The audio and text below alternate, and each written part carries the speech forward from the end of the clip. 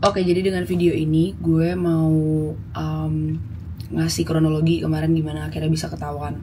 Dan ini juga sebenarnya sebagai peringatan juga buat teman-teman di luar sana ya, untuk berhati-hati lagi dan mungkin gak teledor kayak gue juga, dan bisa punya money management yang jauh lebih baik juga. Kebetulan orang ini adalah orang kepercayaan gue banget gitu loh, dimana dia itu ya memang perilakunya selalu baik aja gitu loh, nggak pernah ada yang macem-macem dan segala macem. Jadi kayak mungkin kalau bisa dibilang shock, ya gue shock banget sih, lebih ke arah itu, dan kecewa. Kalau untuk tas gue biasa dipegang sama dia, itu emang selalu dipegang sama dia. Kalau misalnya gue memang lagi ada kerjaan, kayak misalnya gue lagi talk show, nggak mungkin dong gue bawa tas ke atas, atau misalnya gue lagi remaja jompo, pasti gue nitip tas gue ke dia. Nah, dan ya selama ini juga gue, at least gue nggak pernah ada masalah ya gitu loh, sebelum akhirnya gue tahu ini.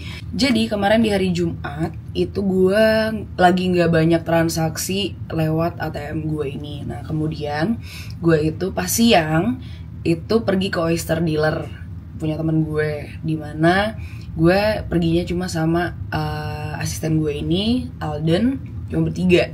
Terus, nah pas banget di situ emang gue cuma ke oyster dealer doang, nggak ada ke tempat lain di Ashta District.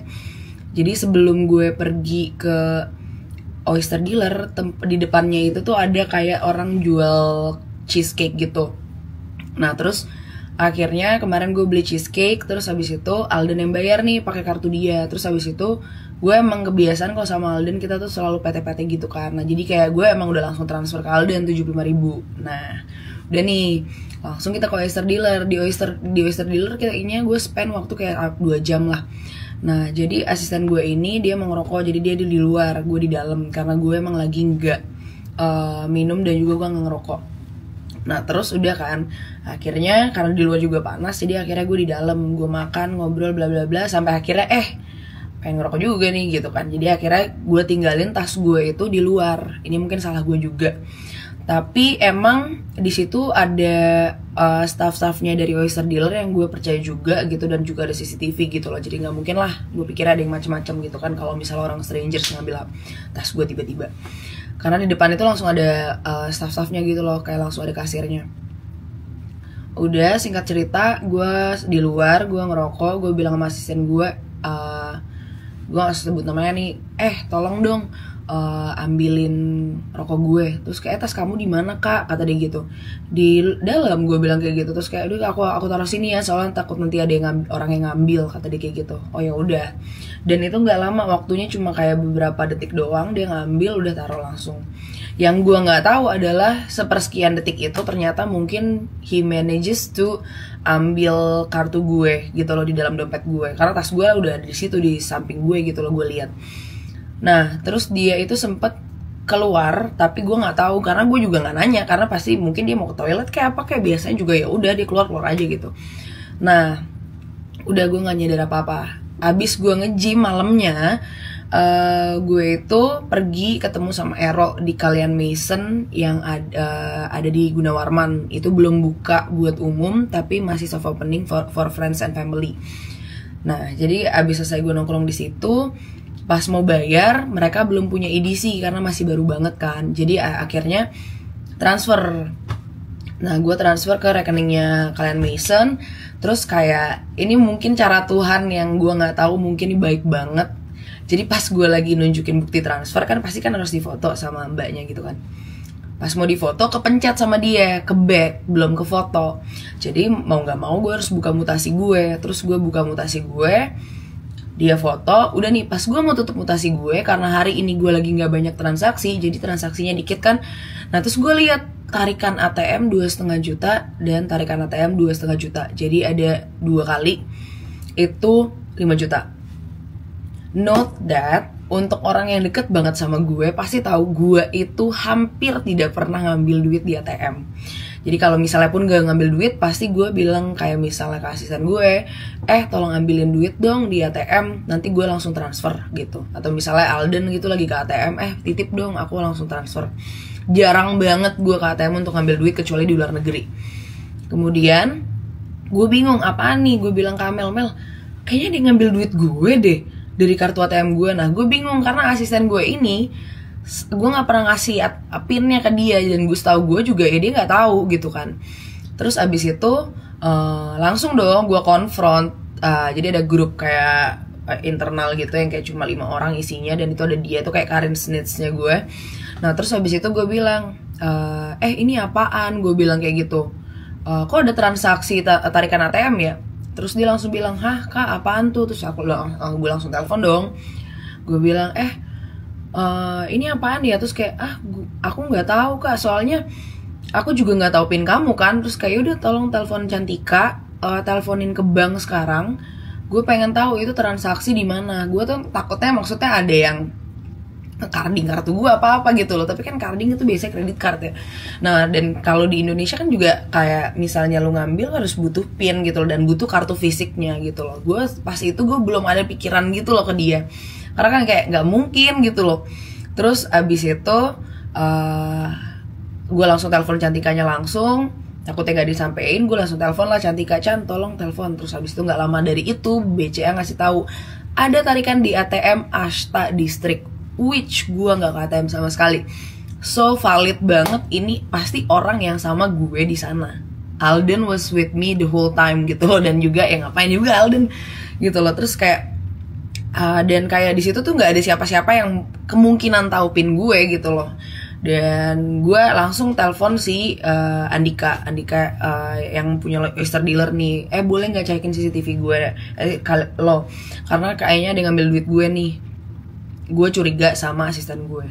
Terus kayak oke, gue cek. Pas dicek dia bilang, dia ngasih lah videonya, ada memang part dimana dia lari keluar dari oyster dealer. Itu beneran lari ya, bukan yang kayak jalan cepet, lari. Jadi konklusinya di situ gue belum bisa nih nuduh nih. Konklusinya adalah kayak ya possible banget buat beberapa menit itu, 10 menit dia keluar cari ATM, ambil balik lagi dan meletakkan kartu gue di gimana mestinya, karena kan dia megang kan tas gue. Udah. Nah terus habis itu gue konfront dia dong, tolong jujur dong, ini gue akan ngambil CCTV lo dari ATM, gue akan bikin laporan, gue bilang kayak gitu. Akhirnya pas gue udah bikin konkol sama tim gue yang lain, tim finance gue dan juga manajer gue beserta Cantika dan Tantri, ternyata Cantika bilang dia tadi nelpon. Pas aku telepon dia nggak ngaku, akhirnya dia matiin, akhirnya dia nelpon lagi dan dia ngaku, dia bilang hilaf, tapi ini cuma pertama kali dan terakhir kalinya, kata dia gitu. Terus dia bilang katanya gue mau resign aja juga, nanti gue balikin duitnya, kata dia. Oke. Untungnya manajer gue, maksudnya kita juga bukan bego ya, kita langsung kayak wah kita harus cek dong. Kebetulan banget nih manajer gue lagi megang rekening koran gue yang 3 bulan yang lalu, karena lagi di gue minta gara-gara dari bulan Oktober sampai 3 bulan ke belakang, karena gue lagi nge-apply visa Schengen gitu buat ke Eropa. Nah jadi ada di dia. Terus dia bilang mau dicekin nggak? Dicekin. Tapi lu yakin ya 3 bulan terakhir lu nggak ada ngambil ATM? Dan ini demi Allah gue yakin, karena gue inget kalau gue ngambil. Terus akhirnya dia telepon gue lagi, wah ini parah, ternyata nggak terjadi cuma sekali.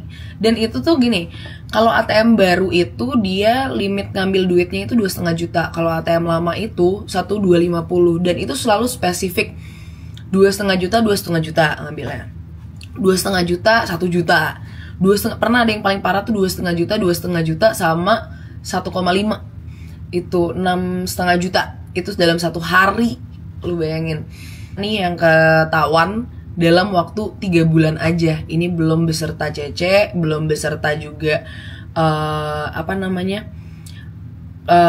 selama bulan-bulan lainnya. Nah akhirnya gue nggak mau ngomong itu dulu ke dia. Gue bilang kayak kalau lo emang ada itikat baik, tolong lo datang besok. Gue bilang kayak gitu. Terus abis itu iya kak aku datang dong besok, di hari Sabtunya, dimana gue harus pergi ke Semarang itu kemarin. Nah terus udah kan gue udah pusing banget, gue udah kayak malamnya tuh gue nggak berhenti nangis karena gue shock banget gara-gara kayak dia orang kepercayaan gue dan kayak the least orang yang gue pikir bakal ngelakuin hal itu gitu loh. Karena dia tuh selalu yang tiap waktu, jangan taruh sembarangan nanti diambil orang, jangan taruh ini segala macem, nanti ada yang ngambil gini-gini. Gue nggak kebayang aja karena dia selalu peduli dengan barang-barang gue supaya barang-barang gue nggak hilang, tapi malah dia yang ternyata ngambil gitu kan. Nah udah Akhirnya besoknya ketemu, gue suruh dia jujur, mending lo jujur aja sekarang daripada ini udah ketahuan nih, gue udah punya datanya. Dan plus dengan data yang akan kita ambil hari Senin, dan kita juga bakal bikin LP juga gitu loh. Ini gue bakal urusin juga, ini emang lagi ongoing. Itu di lawyer gue juga kemarin pagi. Akhirnya singkat cerita dia ngaku dia udah melakukan ini. Kalau kata dia sih baru di tahun ini, tapi dia dimulai dari Idul Adha. Nah dari situ dia kayak, gue tanya dong, tahu pin gue dari mana? Oh ternyata dia ngaku juga bahwa dia ngelihat gue di satu tempat. Mungkin karena kan gue selalu nutupnya gini ya, dari si staff atau orangnya. Nah ini mungkin dari belakang kelihatan. Gue ngetik tik tik tik tik. Terus habis itu dia sempat lihat, dia sempat nyoba sekali, gagal. Mungkin dia nyari kesempatan lain ngelihat gue pas lagi ini lagi, dan dia coba lagi dan berhasil. Dan di situ dimulainya. Selalu berkala, banyak banget yang diambil. Nah, itu dah ceritanya. Jadi ya konklusinya adalah walaupun gue selalu ada, maksudnya kayak finance pengecekan setiap bulan, mungkin harus dilakukan secara lebih berkala lagi, mungkin seminggu sekali untuk gue audit ya pengeluaran mau itu di PT gue atau di kartu gue gitu loh. Ini jadi pelajaran mahal juga buat gue gitu. Dan ya udah, mungkin gue ambil sisi positifnya, dia juga udah tanda tangan untuk mau ngembaliin, tapi ya harus tetap berlanjut hukum. Dan ya gue nganggep sisi positifnya adalah ini mungkin Tuhan lagi coba ngebersihin uang gue aja gitu loh, dari segala kemudaratannya gitu. Jadi ya udahlah, doakan saja, dan semoga, gue berdoa juga buat teman-teman di luar sana yang mau teman-teman gue atau followers juga nggak akan mengalami hal ini, hal serupa ke depannya. Jadi berhati-hati saja guys, karena yang bisa kalian percaya adalah diri kalian sendiri.